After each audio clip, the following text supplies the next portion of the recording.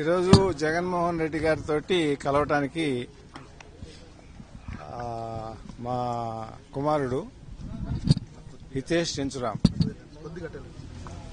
నేను రావడం జరిగింది. వారితోటి కలవటం జరిగింది. వారితోటి పయనించడానికి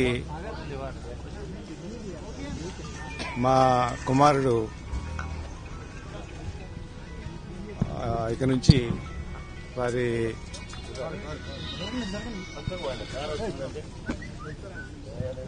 తోటి పయనించడానికి నిర్ణయం చేసుకోవడం జరిగింది. ఆ విషయంగా చర్చించుకుంటూ వారిని కలవటానికి రావడం జరిగింది.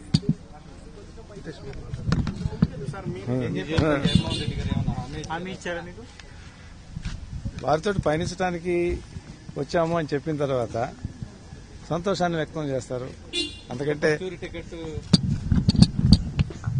ఏదైనా ఒక పార్టీ ఒక ఫంక్షనింగ్ ఎట్లా ఉంటుందంటే పార్టీ నిర్ణయిస్తుంది, పార్టీ చెప్తుంది, దాని ప్రకారం నడుచుకుంటాం. మేడం బీజేపీలో ఉన్నారు కదా సార్, మరి జగన్మోహన్ రెడ్డి మేడం ఆ విషయం కూడా చెప్తానమ్మా.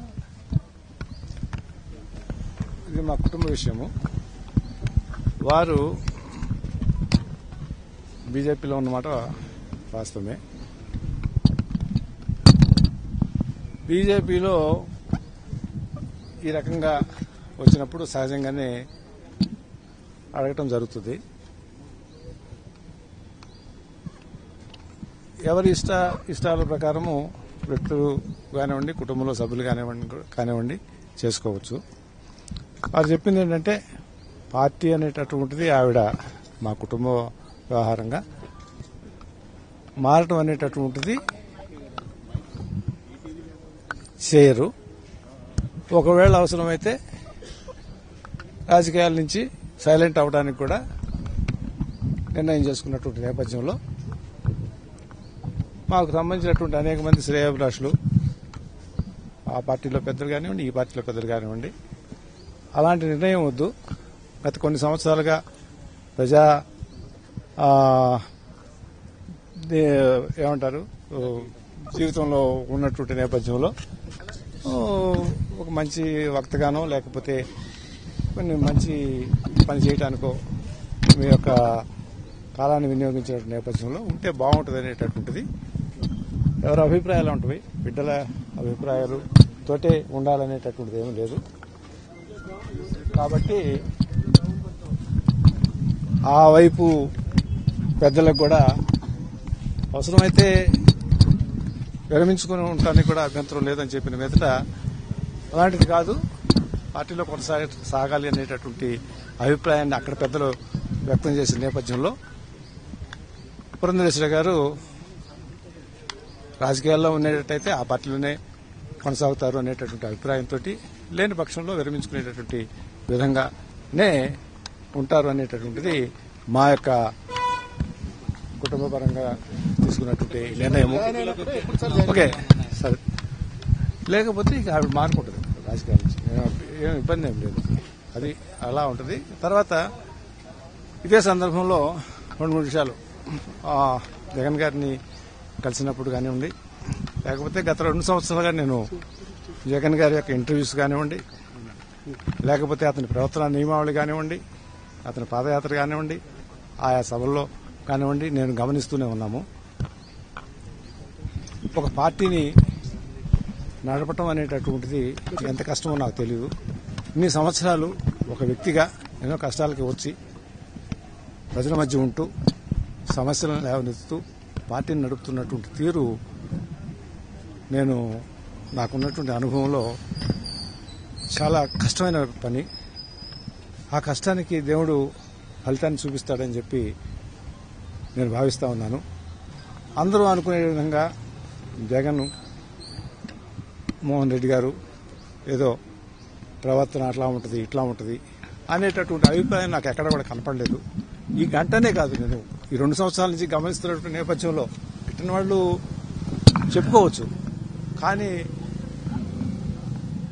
నేను చెప్పింది కానివ్వండి, నేను భావించింది కానివ్వండి, భగవంతుని ఆశీస్సులతోటి ఆ శ్రమకి ఫలితం అంటే ఫలితం అనేటట్టు కనపడితే అది రాష్ట్ర ప్రజానీకానికి మంచి జరిగేటటువంటి దానికి ఆ యొక్క ఫలితాన్ని ఉపయోగించడమే ధ్యేయంగా లక్ష్యంగా పనిచేస్తున్నాడు అని నేను విశ్వసిస్తున్నాను.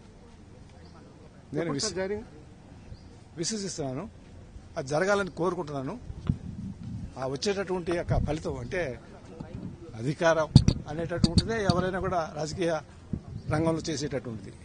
ఆ వచ్చినటువంటి అధికారాన్ని ప్రజలకు ఉపయోగపడాలి అనేటటువంటి తత్వంతో తను కూడా పనిచేస్తాడు అనేటటువంటిది మా యొక్క విశ్వాసము.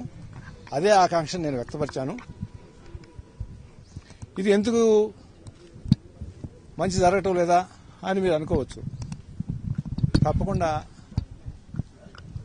ఆంధ్రప్రదేశ్లో ప్రభుత్వం పనితీరు గాడి తప్పింది అని చెప్పి నా యొక్క భావన.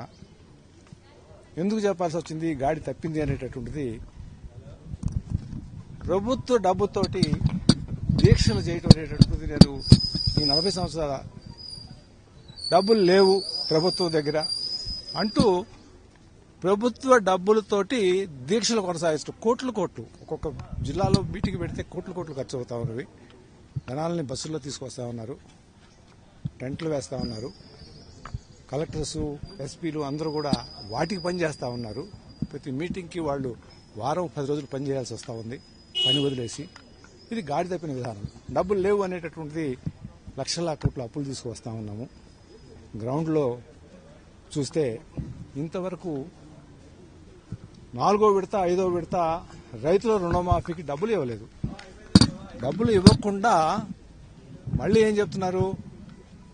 పోస్ట్ డేటెడ్ చెక్స్ తోటి మహిళలకు, డ్వాక్రా మహిళలకు రేపు 8,000 కోట్లు 9,000 కోట్లు నెలకి ఇంత పోస్ట్ డేటెడ్ చెక్స్ తోటి ఇవ్వబోతున్నాము అని చెప్తున్నారు.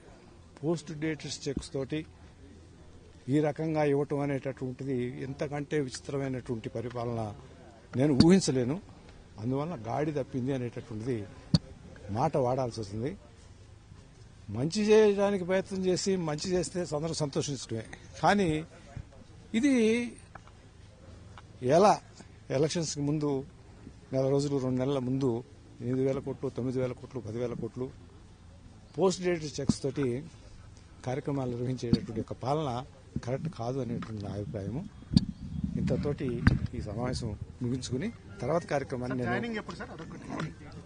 జాయినింగ్ అంటేమా నేను ఒకసారి కాన్స్టిట్యున్సీ అందరికీ కూడా ఆల్రెడీ ఒకసారి చెప్పాము. అందరితోటి మాట్లాడాల్సి వచ్చింది. నాకు కావాల్సినటువంటి వాళ్ళందరితోటి మాట్లాడాల్సి వచ్చింది. ఇవాళ ఈ సమావేశంలో మేము పయనిస్తున్నాము అనేటటువంటి యొక్క వాతావరణాన్ని మీకు చెప్పడానికే ఇక్కడ మీరందరూ వెయిట్ చేస్తున్నారని తెలిసి మామూలుగా అయితే ప్రెస్ కాన్ఫరెన్స్ నాకు రాలేదు. కానీ మీరంతా వెయిట్ చేస్తున్నప్పుడు మేము కారులో వెళ్ళిపోతే రకరకాల భావనలు వస్తాయని చెప్పి ఈ 4 మాటలు మీకు చెప్పాలని చెప్పి ఇక్కడికి వచ్చాను. దయచేసి దీన్ని సహోదరు